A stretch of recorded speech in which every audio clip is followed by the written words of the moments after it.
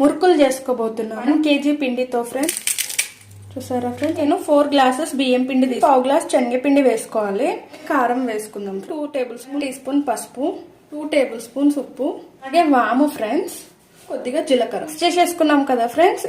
ఇప్పుడు మనం వేడి నీళ్ళు పెట్టుకొని ఉప్పుకోవాలన్నమాట. 2 గ్లాసెస్ వాటర్ పర్ఫెక్ట్ కొలుపులు యాడ్ చేసుకుందాము. స్పూన్ వరకు ఆయిల్ కూడా వేసుకోవాలి. అల్లం వెల్లిపాయ పేస్ట్ పిండి వేసేసుకుందాము. ఇదేం ఉండలు కడుతుందన్న భయం ఏం అవసరం లేదు ఫ్రెండ్స్.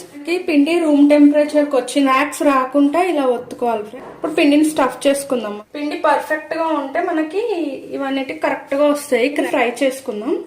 అంతా ఆయిల్ వేసుకుంటున్నాను నేను.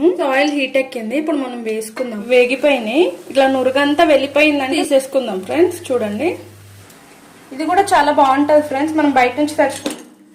అసలు క్రిస్పీగా లేకుంటే టేస్టీ అనిపించవు తిన్నా కానీ. ఒక్కసారి ట్రై చేయండి ఫ్రెండ్స్. చూడండి ఎంత క్రిస్పీ